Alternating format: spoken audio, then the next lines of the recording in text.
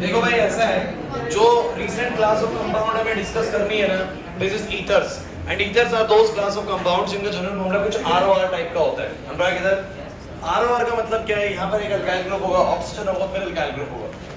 Ether भी लेकिन दो तरह के हो सकते हैं, एक सिमेट्रिकल ईथर है, एक बोर्ड पे देख के चलिए।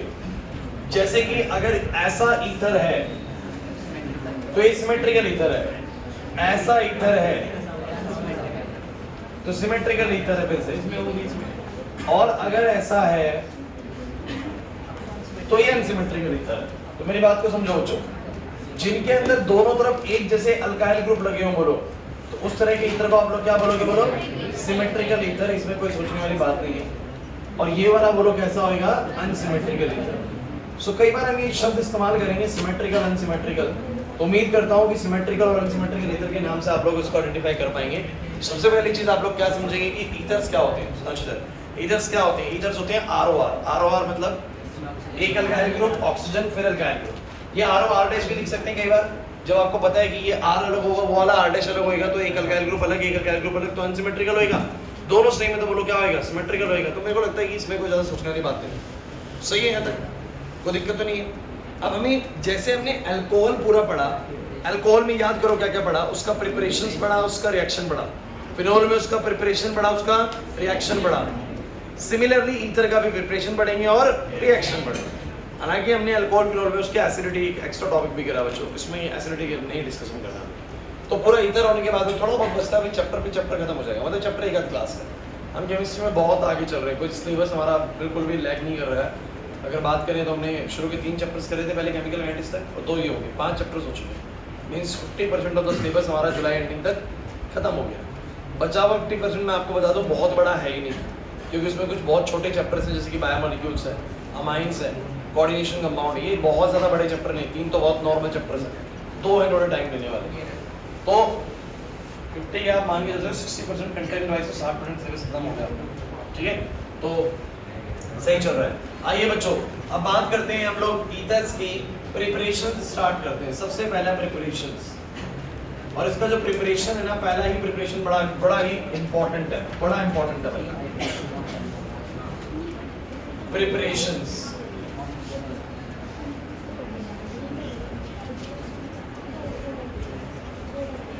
चलिए पहला, फ्रॉम अल्कोहल्स। मैंने बोला प्रिपरेशंस करेंगे, बोलो किसके थ्रू, बोलो फ्रॉम अल्कोहल्स। अल्कोहल्स के थ्रू ईथर्स कैसे बनेंगे। तो जो रिएक्शन मैं तुम्हें सिखाऊंगा ना, इसकी दो रिएक्शन सिखाऊंगा, एक आपने पहले से सीखी हुई है और एक आपके लिए बिल्कुल नई है। दोनों को अच्छे से सीखना। जिन बच्चों ने पहले से थोड़ा सा करा हुआ उनको एक एडवांटेज मिलने वाला है मैकेनिज्म का, बिकॉज वो मैकेनिज्म पहले डिस्कस कर चुके हैं। जिन्होंने नहीं करा हुआ है थोड़ा बहुत डिसएडवांटेज रहेगा, बट समझ के देखेंगे तो आ जाएगा समझ में, ठीक है। जो भी बच्चों ने पीछे अटेंड नहीं करा है, बिल्कुल न्यू क्लास ज्वाइन करिए, तब की बात कर रहा हूँ बच्चों। बाकी बच्चों को बताओ। सो गाइस, फ्रॉम अल्कोहल्स में मैं आप लोगों को रिएक्शन लिख के दिखाऊंगा, ध्यान से देखना आप लोगों को। एक मॉलिक्यूल है CH3CH2OH, जानते हैं इसको आप लोग, और कहते हैं कि अगर हमने लिया कॉन्सनट्रेटेड H2SO4 एट 443 केल्विन, और सेम चीज अगर लेते हैं हम कॉन्सनट्रेटेड H2SO4 एट 413 केल्विन, तो इससे ना हमारे रिजल्ट्स जो है वेरी कर जाते हैं। Means same reactions gives you the 2 different results with the same reagent but having the different temperatures. मतलब कि बस टेंपरेचर का अंतर होता है, बाकी सब कुछ सेम होता है और रिजल्ट हमारा बदल जाता है। जैसे कि जो पहले वाले केस में होता है बच्चों, वो अल्कोहल का डिहाइड्रेशन होता है। क्या तुम्हें याद है मैंने डिहाइड्रेशन ऑफ अल्कोहल एक टॉपिक करवाया था, जिसमें मैंने क्या कहा था नंदन, यहाँ पर मेरे पास कोई भी अल्कोहल है और मेरे पास कोई कॉन्सनट्रेटेड H2SO4 है, तो H2SO4 किसकी तरह एक्ट करता है, बोलो डिहाइड्रेटिंग एजेंट की तरह। मैंने आपको बताया था H2SO4 is a very water loving compound, water loving compound होता है, पानी उसको बहुत पसंद है। तो बेसिकली इसको हम किसके तौर पे इस्तेमाल कर सकते हैं, डिहाइड्रेटिंग एजेंट। सामने वालों में से पानी खींच सकता है, इसलिए इसको बोलो क्या बोलेंगे, डिहाइड्रेटिंग एजेंट। तो concentrated H2SO4 is acting as a dehydrating agent and ये अल्कोहल में से वो लोग क्या निकाल लेता है, पानी। निकालेगा कैसे, वो सब मैकेनिज्म मैंने समझाया था, मैं दोबारा से मैकेनिज्म रिपीट करने वाला हूँ, क्योंकि वो रिपीट करना पड़ेगा यहाँ पर, क्योंकि इसको अलग से समझाना पड़ता है। दोनों में डिफरेंस समझ में आएगा तभी मैकेनिज्म क्लियर होएगा। सो गाइस, पहले वाले में कुछ नहीं करना, आप लोगों को पहले रिएक्शन करना सीखो, सारी बातें छोड़ दो। सो क्या करना सीखो, रिएक्शन। सब बच्चे मुझे बस ये बताओ H2SO4 की मौजूदगी में अगर तुम इसमें से पानी निकालते हो, पानी कैसे निकालने का तो तरीका बताया था तुम लोगों को पानी निकालने का। एक कार्बन से निकालो OH, एक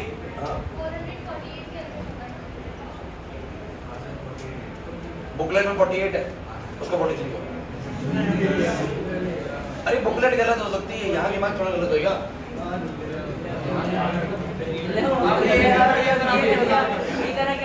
नहीं ठीक है, इट्स 443 केल्विन, श्योर यही होना चाहिए।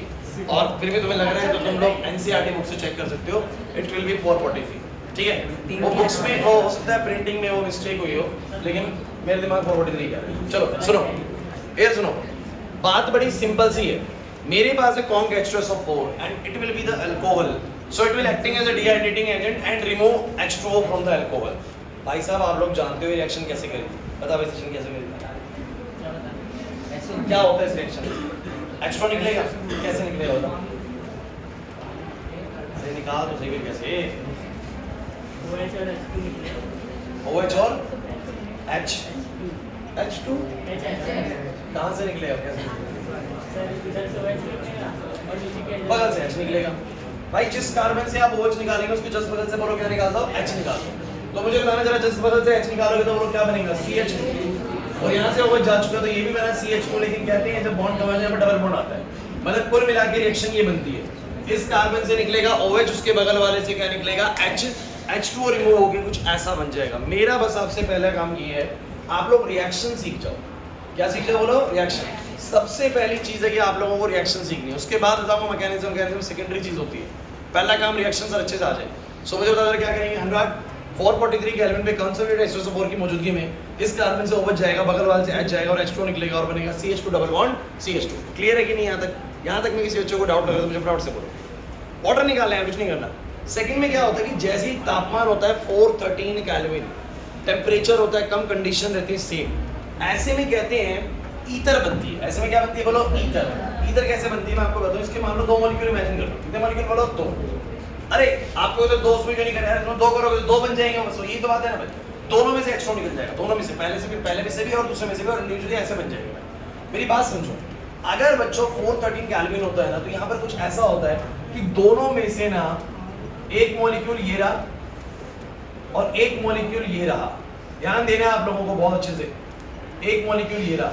कहते हैं कि इस दौरान ना दोनों में से H2O मिलके निकलता है, मतलब एक से OH निकलेगा और एक से बोलो क्या निकलेगा, H2O निकलेगा और बोलो आंसर क्या आएगा, CH3 CH2 O CH2 CH3। ध्यान देना, फर्क समझो दोनों में फर्क क्या है। ये बोलो क्या बना है, ये बना है ईथर, और पहले वाला बोलो क्या बना था, बोलो अल्कीन। पहले वाले में इंडिविजुअल एक ही मॉलिक्यूल में से वाटर निकल जाएगा, अंदर फर्क को समझो। एक ही मॉलिक्यूल में से बोलो क्या निकल जाएगा, H2O, फिर दूसरे में से भी H2O निकलेगा, तो हर बार हर मॉलिक्यूल से बोलो क्या बनेगा, CH2 डबल बॉन्ड। इसमें क्या होता है सर, इसमें 2 मॉलिक्यूल्स होते हैं, दोनों मॉलिक्यूल्स में से मिलके बोलो क्या निकलता है, H2O। फिर यहाँ पर दोनों मॉलिक्यूल से बोलो क्या निकलेगा, H2O, and it will form an ether. तो मुझे आंसर बताओ क्या आएगा, आंसर आएगा CH3 CH2 O CH2 CH3 plus में बोलो क्या। मेरे को बिल्कुल भी अभी मैकेनिज्म से मतलब नहीं है, मैं आपको बता रहा हूँ मैकेनिज्म मेरा बिल्कुल लास्ट पॉइंट होगा डिस्कशन के लिए। आप लोगों से मेरे को बस ये चाहिए कि पहले आपने रिएक्शन करना सीख जाए। सो गाइस मुझे एक बात बताओ, अगर मैं आप लोगों को एक क्वेश्चन दूं तो आप लोग इसको कैसे डील करेंगे, बस आप लोगों को ये सोचना है। अपनी रफ कॉपी में, अपनी कॉपी के पीछे आप लोग इसको कर सकते हैं, ठीक है। क्वेश्चन क्या है वो देख लीजिए, अगले पेज पे मैं लिख देता हूँ। चलो क्वेश्चन अगले से भी अगले में लिखता हूँ क्योंकि मैकेनिज्म में। चलो बताना है इसका आंसर बताना। CH3 CH2 CH2OH। बताओ अगर ये कंसंट्रेटेड H2SO4 आया 413 केल्विन पे तो क्या करोगे, या 443 कर दो। अब मुझे बताओ अगर 413 पे आए तो क्या करोगे।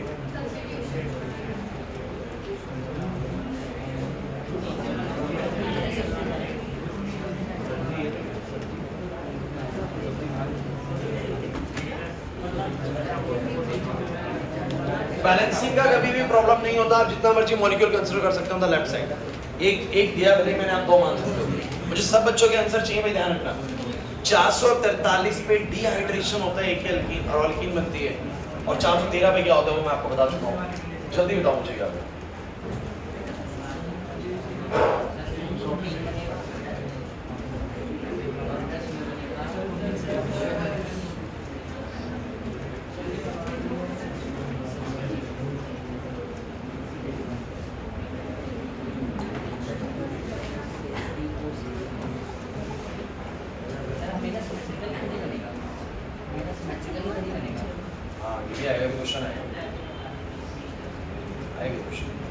बता बता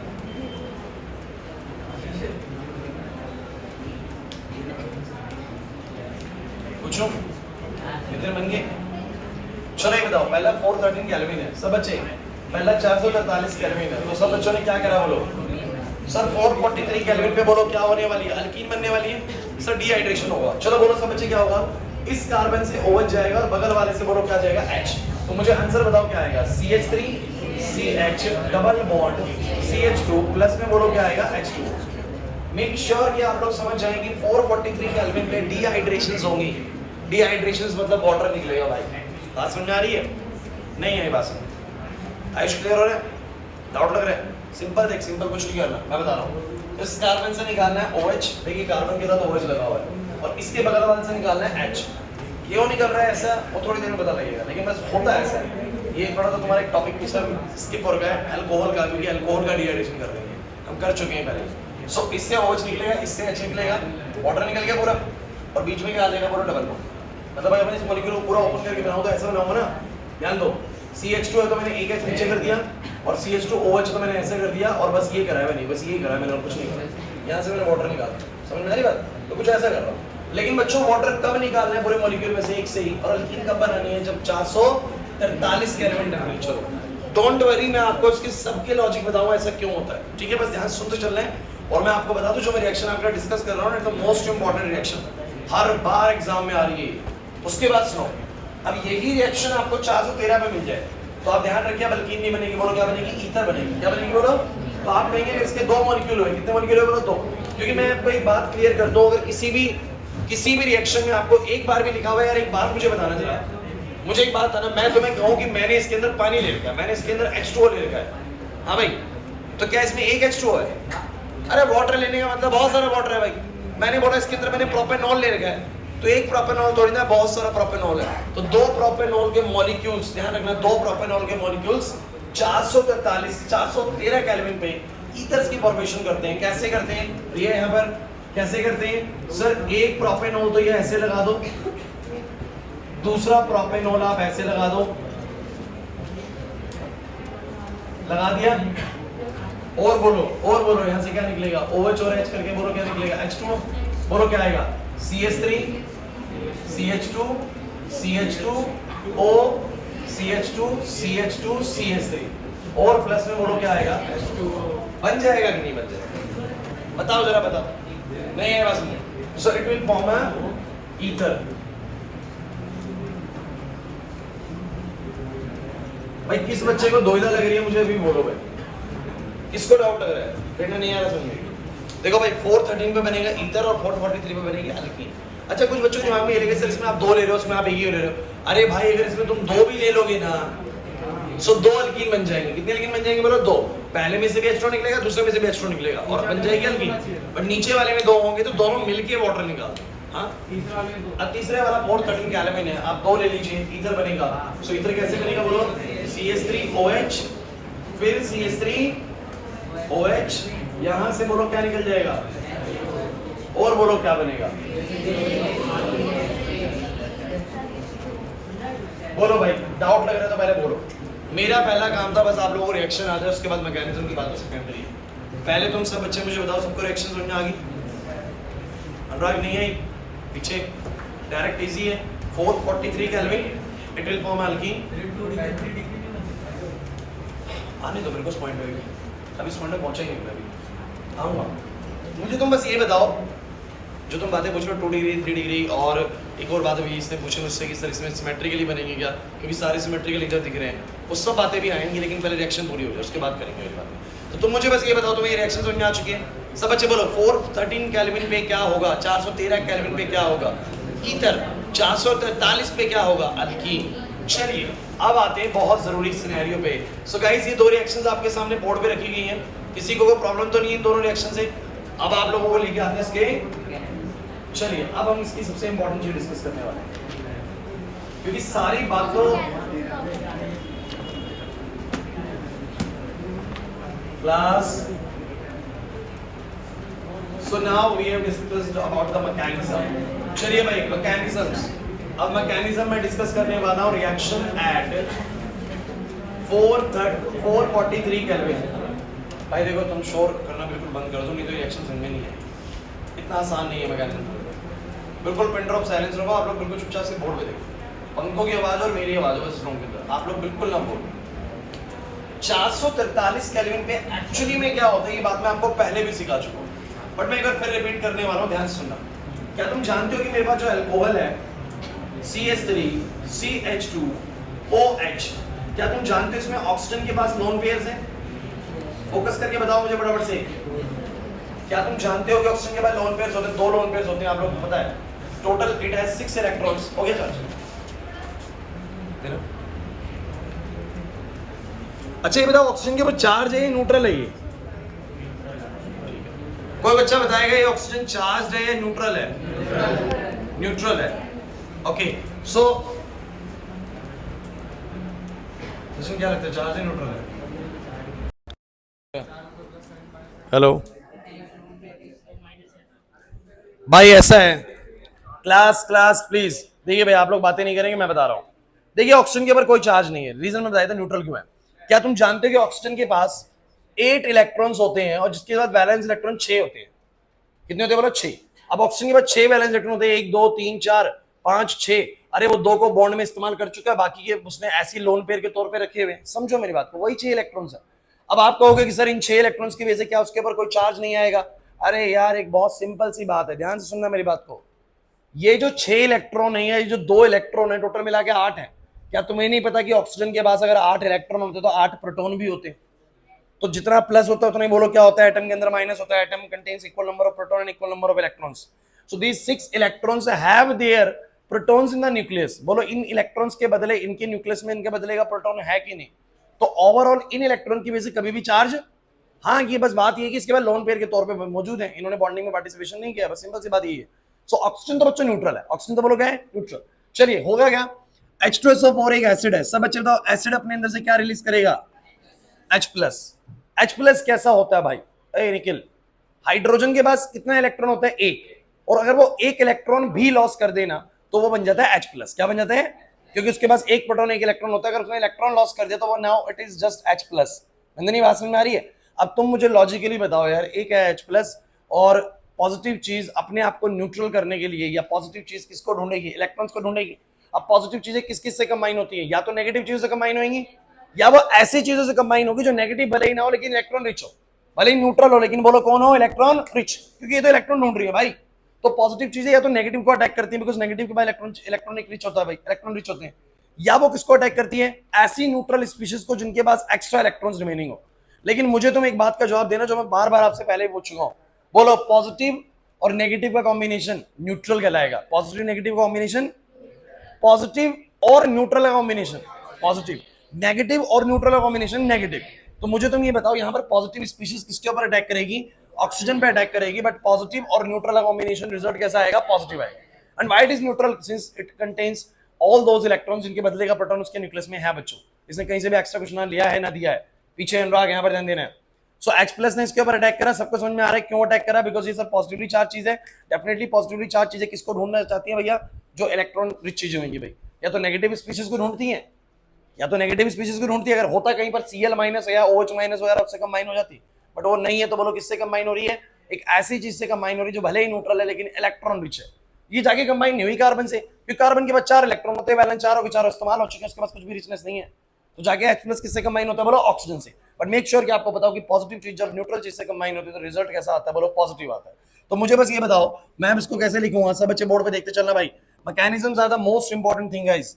तो ये बनेगा CH3, ये बनेगा CH2, और इस O के साथ में एक H तो था। एंड मेक श्योर, अब बहुत इंपॉर्टेंट स्टेप आ रहा है, बहुत इंपॉर्टेंट स्टेप आ रहा है। H जाके ऑक्सीजन से बॉन्ड बनाता है, बना लिया। लेकिन कहते हैं कि जो H का प्लस है ना वो अब इसके ऊपर आया था, बोलो ऑक्सीजन के ऊपर आया था। अब ऐसा क्यों हुआ? बहुत बच्चों को पता है इसका मतलब, क्योंकि आपने बहुत बेसिक सा लॉजिक लगाई है। क्या बच्चों H के पास, H+ के पास एक भी इलेक्ट्रॉन है? यार H के पास एक होता है और H+ के पास, H के पास एक होता है। ए बच्चों प्लीज यार, H के पास एक होता है लेकिन H+ के पास तो वो भी नहीं है। तो इसके पास एक भी इलेक्ट्रॉन नहीं है, लेकिन फिर ये बॉन्ड कैसे बन गया? ये बॉन्ड कैसे बन गया? बॉन्ड के लिए तो 2 इलेक्ट्रॉन चाहिए। ये बॉन्ड कैसे बना?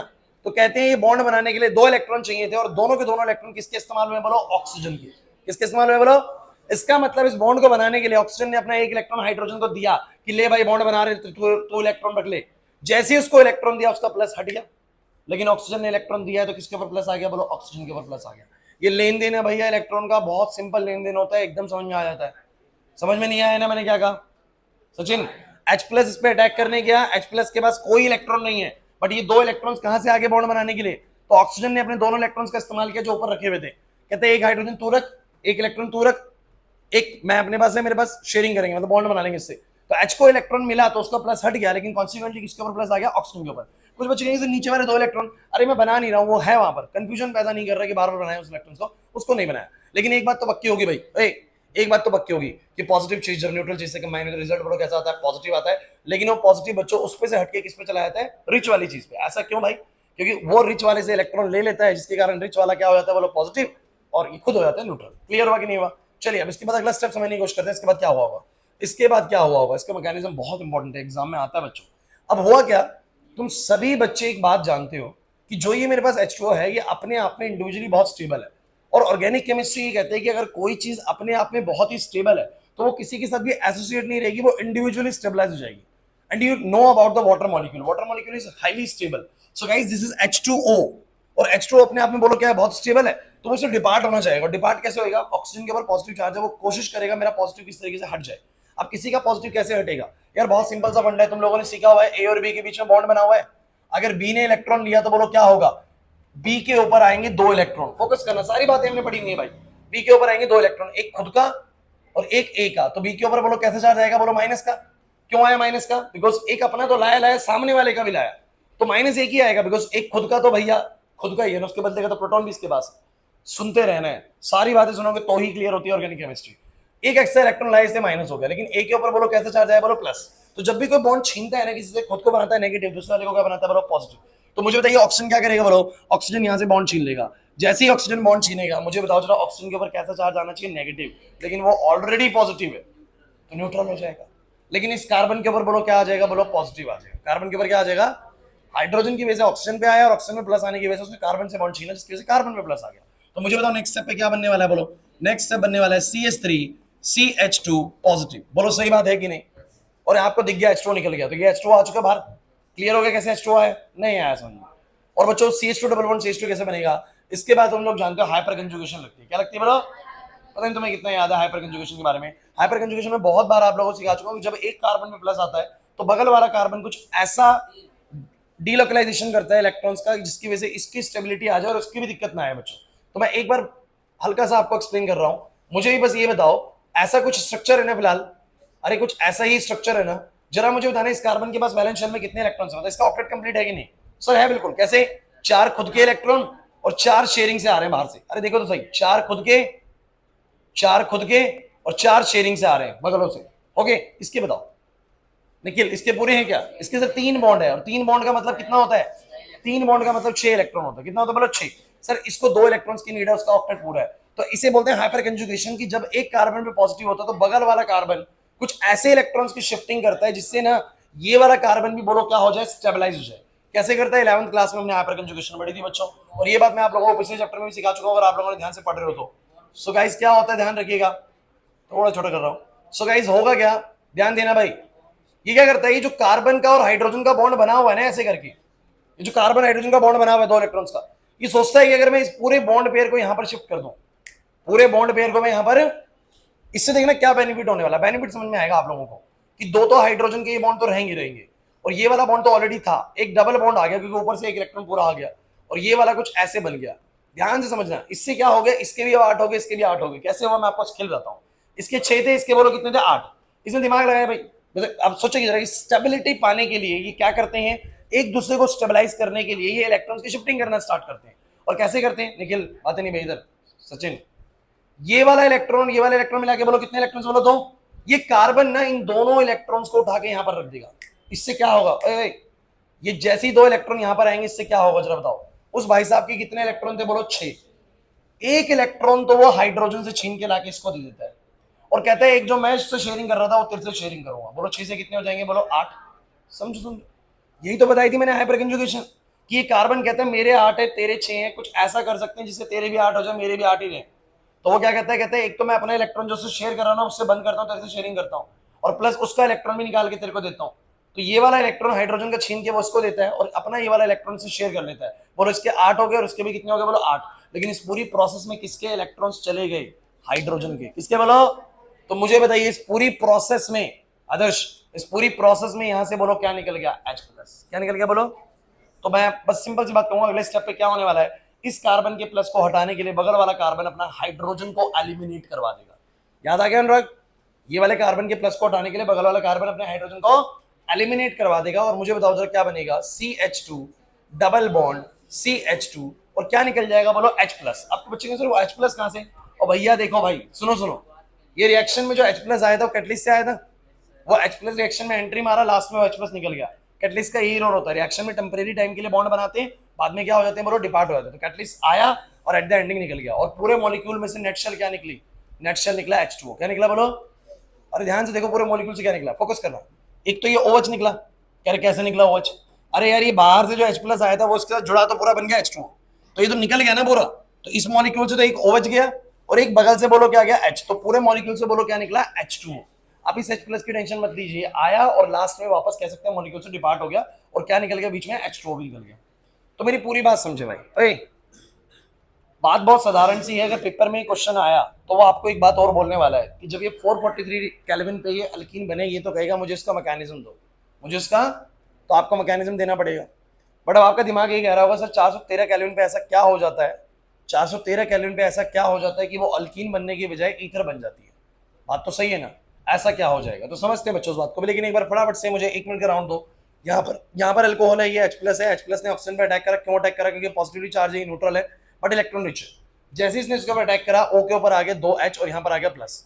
अब ये H2O जो बना है ऑलरेडी स्टेबल है, तो ये यहाँ से डिपार्ट हो सकता है। कैसे डिपार्ट हो गया, बॉन्ड लेके डिपार्ट हो जाएगा।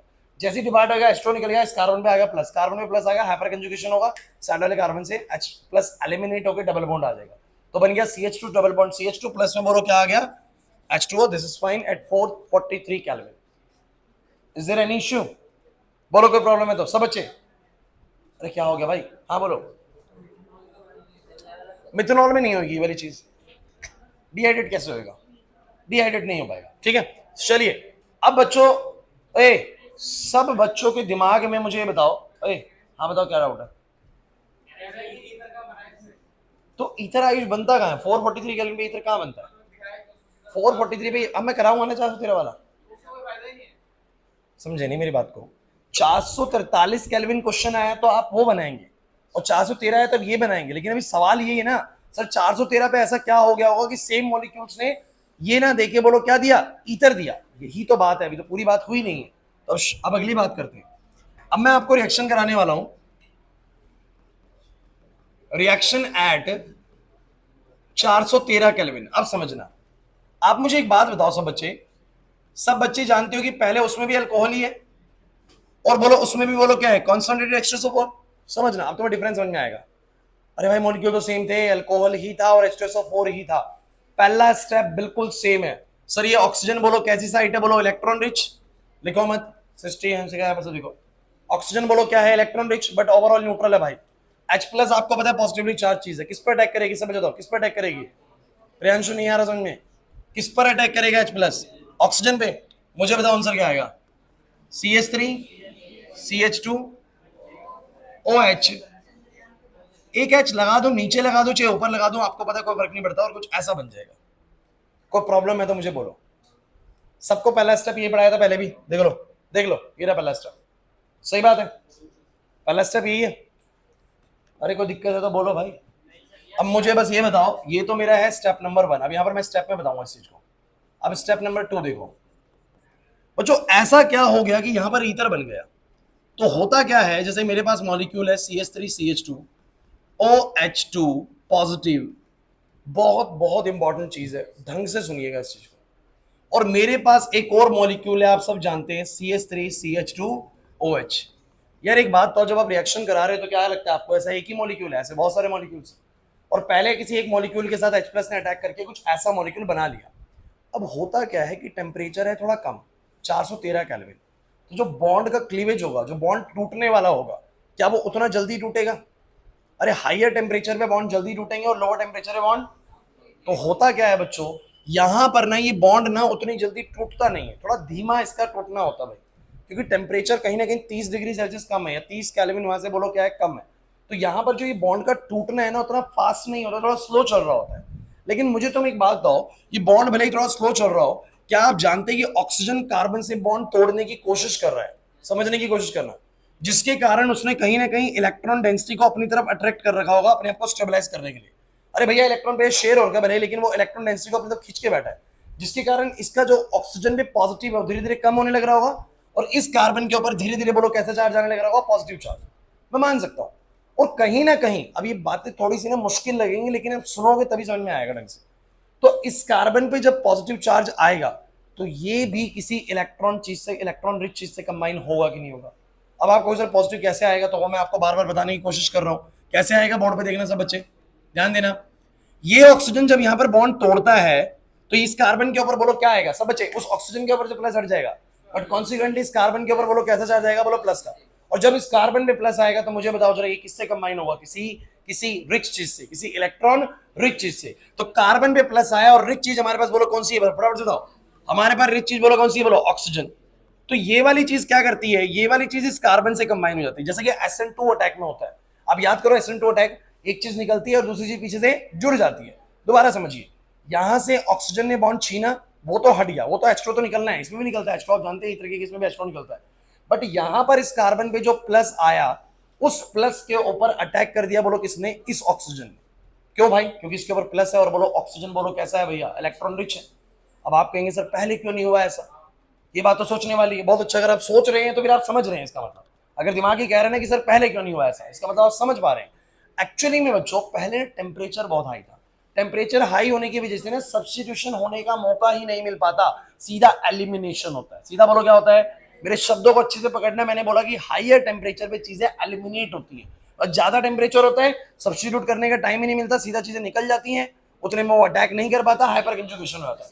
But when the temperatures are slow, when the temperature is lower the reaction will be slow, reaction बोलो क्या है, और जब चीजें धीमा चल रही होंगी तो सब्स्टिट्यूशन हो सकता है। सब्स्टिट्यूशन धीमे प्रोसेस के अंदर कोई चीज उठ सकती है, हट सकती है, और दूसरी चीज आगे बैठ सकती है, बट किसी फास्ट प्रोसेस के अंदर सिर्फ और सिर्फ बोलो क्या होता है, एलिमिनेशन होता है।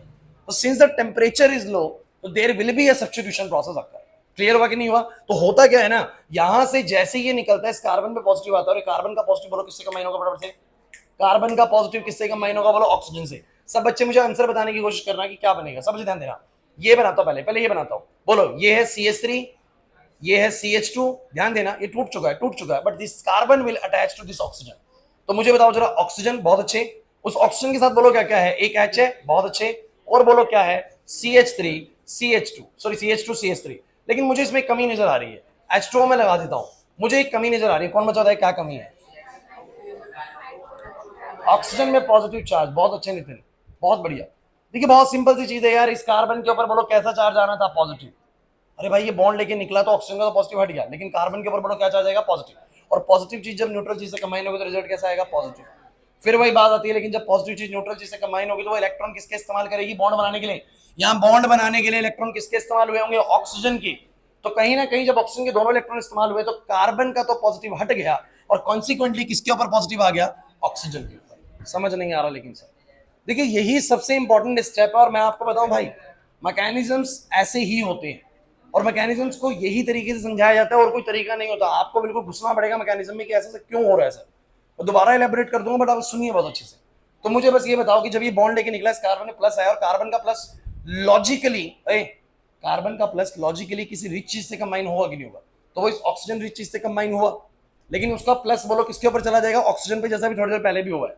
क्यों हुआ है भाई, मैं आपको बताता रहा हूँ बार बार। अरे क्या मैंने तुम्हें कुछ दिन पहले ये वाली बात नहीं बताई थी, जैसे मान लो मेरे पास H2O है, ये मेरे पास इसके लोन पेयर है, अगर इससे जाके H प्लस कंबाइन होगा तो पॉजिटिव और न्यूट्रल कॉम्बिनेशन पॉजिटिव मिलता है। और वो कैसे मिलेगा, तो आप लोग बोलेंगे सर O के साथ में जुड़ जाएंगे 3 H, लेकिन जो ये 2 इलेक्ट्रॉन इस्तेमाल हुए हैं, दोनों इलेक्ट्रॉन जो इस्तेमाल हुए हैं किसके इस्तेमाल हुए हैं, ऑक्सीजन के। H प्लस के पास एक भी इलेक्ट्रॉन नहीं था सर, दोनों ऑक्सीजन के इस्तेमाल हुए, तो ऑक्सीजन ने इलेक्ट्रॉन उसको दिया तो उसका प्लस हट गया, लेकिन किसके ऊपर प्लस आ गया। तो जब भी कोई पॉजिटिव चीज ऑक्सीजन से कंबाइन होती है तो ऑक्सीजन पॉजिटिव चार्ज किसके ऊपर आया था, बोलो ऑक्सीजन के ऊपर। दोबारा सुनो मैंने क्या बोला, जब भी कोई पॉजिटिव चीज किससे कंबाइन होती है, बोलो ऑक्सीजन से। तो वो पॉजिटिव किसके ऊपर चला जाता है, बोलो ऑक्सीजन के ऊपर। रीजन क्या है, क्योंकि जब वो पॉजिटिव जुड़ने आ रही है ना तो उसके पास इलेक्ट्रॉन है ही नहीं, तो बॉन्ड कैसे बनाया, दिमाग लगाओ ना। जो पॉजिटिव चीज जुड़ने आ रही है ऑक्सीजन से, उसके बाद तो पॉजिटिव के बाद तो इलेक्ट्रॉन है ही नहीं ना, तो बॉन्ड कैसे बन गया, ऑक्सीजन ने ही अपना इलेक्ट्रॉन उसको दिया और एक इलेक्ट्रॉन अपने पास रख के बॉन्ड बनाया, तो उसका प्लस हट जाएगा और ऑक्सीजन के ऊपर प्लस आ जाएगा। क्लियर हुआ कि नहीं हुआ, तो मुझे फटाफट से बताओ, ऐसा बन जाएगा। अब लास्ट स्टेप नंबर 3 पे सोचो क्या होने वाला है, अब शायद आप लोग समझते हैं, बहुत अच्छे। Step number 3 is very simple, step number 3 is very simple guys, क्योंकि आप लोग बहुत इजीली सोच सकते हैं। बच्चों प्लीज यहां पर मुझे बताओ जरा, ऑक्सीजन अपने प्लस को हटाने के लिए बोलो क्या करेगा, हाइड्रोजन से बॉन्ड छीन लेगा। किससे बॉन्ड छीन लेगा, हाइड्रोजन से बॉन्ड छीनते उसका प्लस हट जाएगा, बिकॉज जब भी कोई बॉन्ड छीनेगा, छोड़ो, जब भी कोई बॉन्ड छीनेगा उसके ऊपर नेगेटिव आना चाहिए, बट ऑलरेडी अगर पॉजिटिव है तो पॉजिटिव नेगेटिव बोलो क्या हो जाएगा, न्यूट्रल, और H प्लस के तौर पे निकल जाएगा। बोलो आंसर क्या आएगा, बोलो आंसर क्या आएगा, CH3 CH2 O CH3। आप कहेंगे सर H प्लस, अरे जो H प्लस रिएक्शन में एज अ कैटलिस्ट एंट्री मारा था H2SO4 में से, वो लास्ट में H प्लस निकल गया। अब फर्क क्या है 413 पे और 447 पे, तो भैया हायर टेम्परेचर पे एक्चुअली में दूसरे मॉलिक्यूल को, सुनो सुनो, हायर टेम्परेचर पे दूसरे मॉलिक्यूल को ये सब्स्टिट्यूशन करने का मौका, जितने में अटैक करे उतने में तो रिएक्शन टूट टूट के भैया कुछ ना कुछ हो जाता है। बट जब लोअर टेम्परेचर होता है process is slow, and when the process is slow actually we have a time for the substitution. हमारे पास समय टाइम होता है सब्स्टिट्यूशन का, तो ये निकल रहा होता है आराम आराम से, वो पीछे से जुड़ जाता है, तो ये प्रोसेस में समय मिल जाता है जब टेम्परेचर बोलो क्या होता है, लो। तो आप ये बात ध्यान रखिए कि अगर हुआ सब्स्टिट्यूशन, क्या हुआ बोलो, तो बच्चों हम ये बोलेंगे अगर सब्स्टिट्यूशन हुआ तो बनने वाला है बोलो क्या, ईथर। और अगर हुआ एलिमिनेशन, क्या हुआ बोलो, तो अगर एलिमिनेशन हुआ तो बच्चों समझ जाना बनने वाली है अल्कीन। कब होगा एलिमिनेशन, जब होगी सर टेम्परेचर हाई, और कब होगा सब्स्टिट्यूशन, जब होगा टेम्परेचर लो।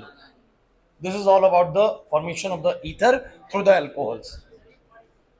दिमाग लगाओ, सोचो, टाइम लो, टेक योर टाइम, इस चीज के लिए अपना टाइम लो बिल्कुल। ये रिएक्शन बहुत इंपॉर्टेंट है।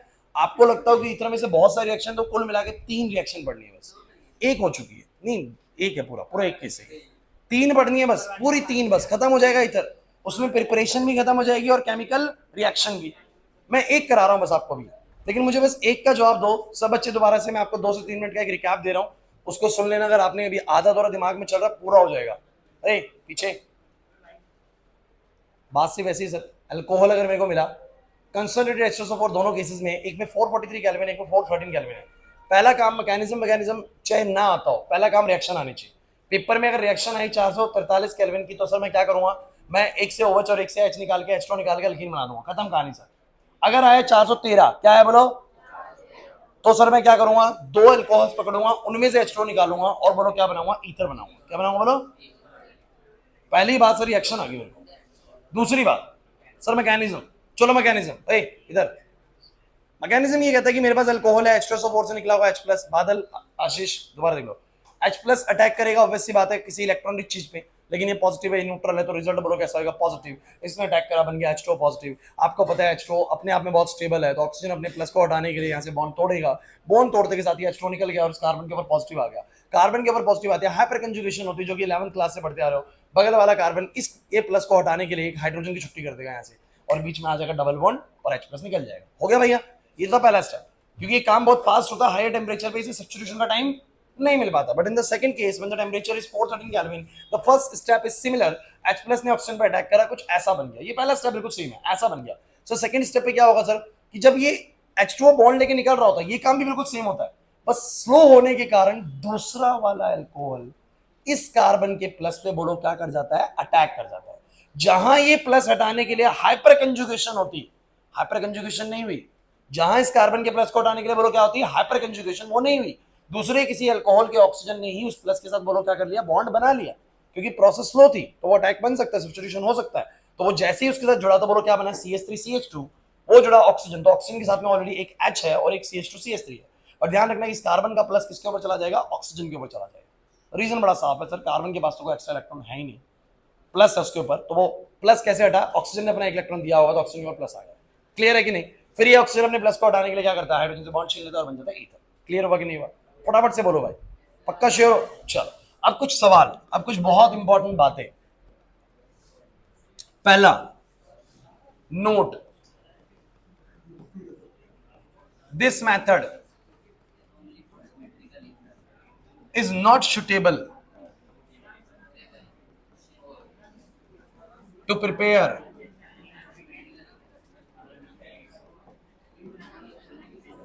unsymmetrical ethers. मेरी बात को अच्छे से समझिएगा. आपको एक बात बताता हूं मैं, जो भी चीज बाद में नोट में लिखी जाए, it is one of the most important thing. Nitin, Priyanshu, अपने डिस्कशन बाद में 7:15 के बाद, तुम लोग भी.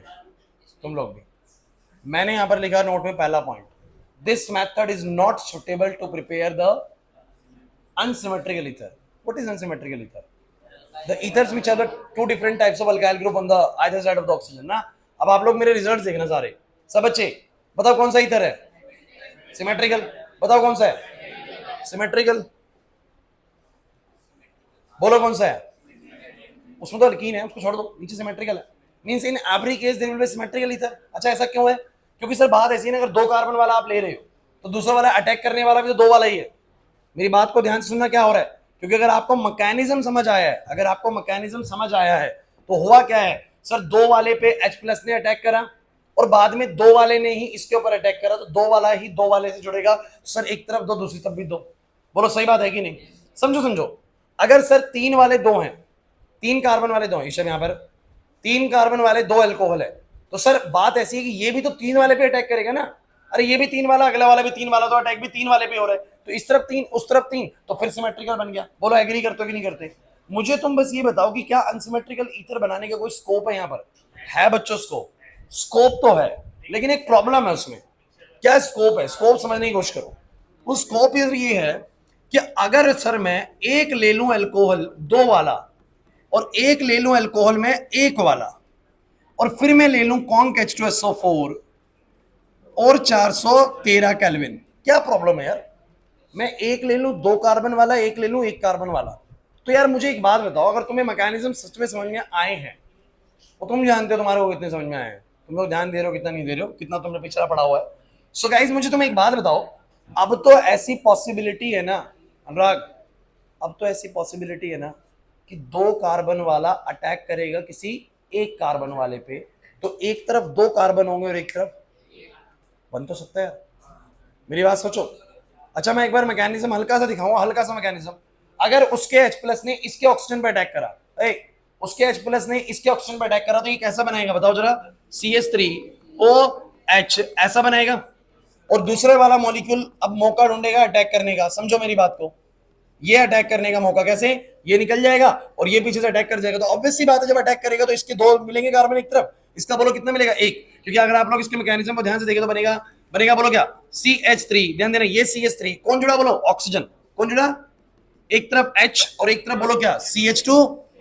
इसके ऊपर प्लस है, अपने प्लस को हटाने के लिए हाइड्रोजन से बॉन्ड चलेगा, एक तरफ 2 कार्बन आएंगे, एक तरफ 1 कार्बन आएगा. बन जाएगा सर बन जाएगा. बट उसने बोला सुटेबल नहीं मेथड. क्यों नहीं है मैं जवाब दूंगा, लेकिन पहले आप लोग समझे कि बनना संभव है भी कि नहीं. सर है. प्रॉब्लम क्या है ना सर, देखो भाई, अगर मेरे पास 2 कार्बन वाले ही 2 होते, तो 2 कार्बन वाला ही 2 कार्बन वाले पे अटैक करता, इस तरफ भी 2 उस तरफ भी 2, सर सिमेट्रिकल. दोनों ही अगर 3 कार्बन वाले हैं, दोनों ही अगर बोलो कौन से हैं? 3 कार्बन वाले, तो एक 3 वाले ने दूसरे 3 वाले पे अटैक करा, तो भैया 3 दोनों तरफ हो गए सिमेट्रिकल. लेकिन सर अगर मुझे चाहता हूं ना अनसिमेट्रिकल ईथर बनाऊं, कैसा बनाऊं बोलो? तो सर मुझे 2 डिफरेंट तरह के अल्कोहल्स लेने पड़ेंगे, एक 1 कार्बन वाला, एक 2 कार्बन वाला. समझो. तो 2 वाला जब 1 वाले पे अटैक करेगा या 1 वाला 2 वाले पे अटैक करेगा, तो डेफिनेटली सर ये आंसर आ जाएगा CH3 CH2O CH3. तो बन तो क्या unsymmetrical ether, but there will be some problem. कौन बताएगा प्रॉब्लम? बहुत अच्छे, आप वुड्स समझ चुके हैं. वुड्स में मैंने ये बात करी थी आप लोगों से. मिक्सचर बनेगा. मिक्सचर कैसा बनेगा? सुनो यार, एक बात बताओ, वुड्स फिटिंग ने, तो मुझे तुम एक बात बताओ, ये दोनों जब तुमने मिलाए तो क्या इनका सिर्फ एक मॉलिक्यूल है? अरे इसके ढेर सारे मॉलिक्यूल्स हैं, मिलियंस ऑफ मॉलिक्यूल्स, इसके भी मिलियंस ऑफ मॉलिक्यूल है. तो यार अगर इसका मॉलिक्यूल इसके मॉलिक्यूल से कंबाइंड हुआ तो ये आ जाएगा. लेकिन क्या ऐसा नहीं हो सकता कि इसका मॉलिक्यूल अपने ही मॉलिक्यूल से कंबाइन हो गया इसकी मौजूदगी में? तो क्या तुम्हें नहीं पता कि जब ये वाला मॉलिक्यूल, ये वाला मॉलिक्यूल जब अपने ही मॉलिक्यूल से कंबाइंड होता है, तो आंसर क्या आता है? बोलना आंसर क्या आता है? आंसर आता है CH3 CH2O CH2 CH3. और बच्चों ये भी तो पॉसिबिलिटी नहीं इसका कोई मॉलिक्यूल अपने ही मॉलिक्यूल से कंबाइन हो गया. अरे यार मिक्सचर में कोई एक मॉलिक्यूल नहीं होता, ऐसे बहुत सारे बोलो क्या होंगे? CH3OH. ऐसे बहुत सारे बोलो क्या होंगे? CH3 CH2OH। अगर बच्चों कॉम्बिनेशन इन दोनों के बीच में हो रहा है तो मानते हैं बन जाएगा ये, लेकिन सर कॉम्बिनेशन तो इन दोनों का भी हो सकता है ना, सर कॉम्बिनेशन तो इन दोनों का भी हो सकता है ना। There are millions of ethanols and millions of methanols. जब जब इन दोनों का कॉम्बिनेशन हुआ कि इसने उसके ऊपर अटैक करा, तब तो बन गया अनसिमेट्रिकल, प्रॉब्लम नहीं है। लेकिन जब कुछ हजारों मॉलिक्यूल ने इसके पे ही अटैक करा होगा तो वो वाला बना होगा, और जब इसके ने इसके ऊपर ही अटैक करा होगा तो क्या बना होगा बोलो। अब मुझे बताओ जरा, इस रिएक्शन के क्या एक ही प्रोडक्ट होगा या कई सारे प्रोडक्ट होने वाले थे? इसका एक प्रोडक्ट नहीं हो सकता कि ये भी होगा, ये भी होगा और ये भी।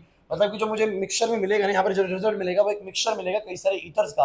और जब मुझे कोई चीज में मिक्सचर मिलता है ना, तो जो चीज मुझे चाहिए, मान लो मुझे एनसीमेट्रिकल ईथर चाहिए, तो मेरे लिए इसका जो सेपरेशन है वो क्या हो जाएगा, मुश्किल हो जाएगा।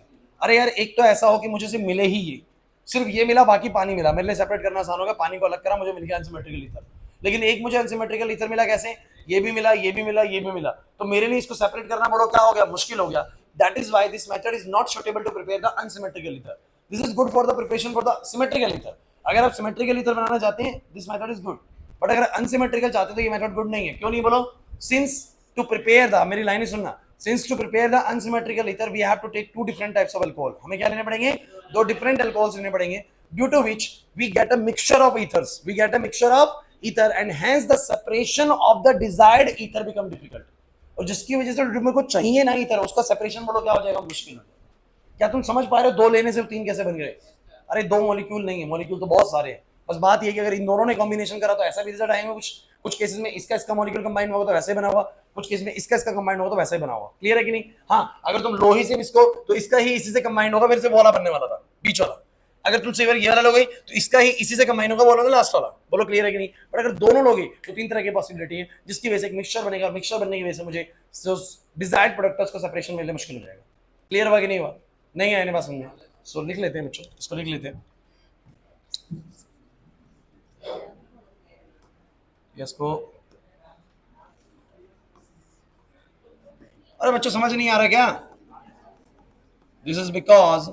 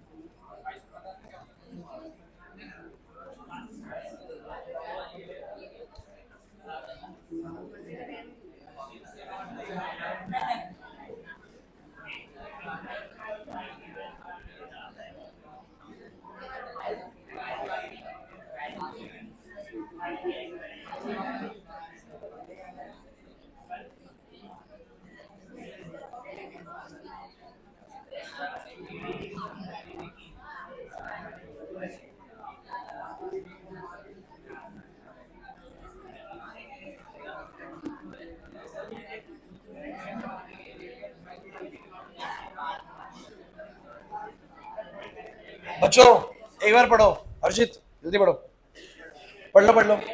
To prepare the unsymmetrical ether, we have to take the two different alcohols, and due to which we get a mixture of many ethers, and hence the separation of the desired unsymmetrical ether become very difficult। Paper में favourite question है CBSE के, favourite मतलब CBSE को पता है ये बातें सिर्फ उस बच्चे को आती हैं जो बच्चा अच्छे से पढ़ के आ रहा है। रटा हुआ बच्चा पता क्या करता है, देखो मैं बताता हूँ।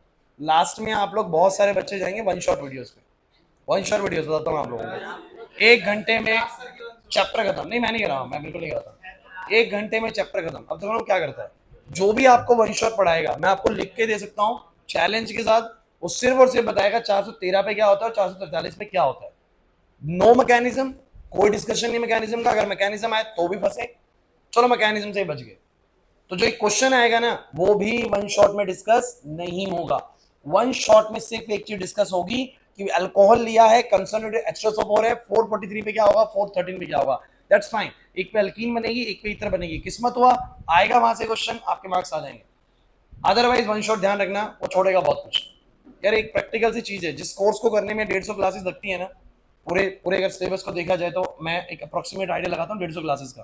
तो वो 150 क्लासेस लगती है ना, वो कोई भी आपको 1 से 2 घंटे में पूरा नहीं करा सकता। और कोई ये बोले 1 घंटे का एक चैप्टर है तो 10 चैप्टर है, 10 घंटे में भी नहीं हो सकता। 150 घंटे की चीजें 10 घंटे में किसी भी तरीके से कवर अप नहीं हो सकती। कोई बोले 150 घंटे को 100 घंटे में कर दिया, मान लेते, स्पीड होगी बहुत हाई, बच्चे की समझने की बहुत है, टीचर की बहुत हाई है, हो जाएगा। 10 घंटे में नहीं हो सकता, किसी भी तरीके से नहीं हो सकता। बेवकूफ बनाया जा रहा है, ठीक है। और आप लोग बहुत सारे बच्चे बन भी रहे हैं, क्योंकि आप बहुत बच्चे लास्ट में सोचते कर लेंगे कवर, कर लेंगे कवर, वन शॉट से पास हो जाएंगे। पास ही हो गए, हाईएस्ट नंबर नहीं आएंगे, ठीक है। ए फिर भाई बोर्ड देखो, अभी खत्म नहीं हुआ मामला। नहीं तो वन शॉट बनाने को मैं भी एक वीडियो बना के डाल सकता हूँ वन शॉट की, लेकिन मैं कभी नहीं डालूंगा। मैं वन शॉट की बुराई करता तुम लोग सर वो डालते तुम लोग, कभी नहीं डालूंगा मैं।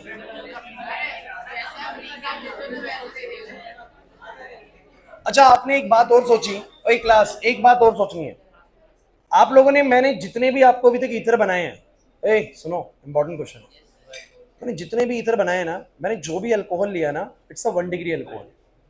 ध्यान से अगर आपने देखा हो तो, यार इतना ध्यान हम देते नहीं रिएक्शन में। देखो तो सही, OH जिस कार्बन से है ना वो एक कार्बन से, इट्स अ 1 डिग्री। OH जिस कार्बन से वो एक से भी नहीं, ये भी 1 डिग्री माना जा सकता है, सिंपल है। OH जिस कार्बन से वो एक से 1 डिग्री। हाँ जो बच्चों ने नहीं अटेंड करा हुआ, देखो भाई 1 डिग्री तुम्हें पता ही नहीं होगा वैसे। सो 1 डिग्री बच्चों इसको कहते हैं कि जब OH जो जिस कार्बन से अटैच हो, अगर वो एक कार्बन से अटैच हो, दैट्स अ 1 डिग्री। अगर OH जिस कार्बन से अटैच है, सुन लो भाई सब बच्चे, OH जिस कार्बन से अटैच है, अगर वो दो से जुड़ा हुआ है तो वो 2 डिग्री है।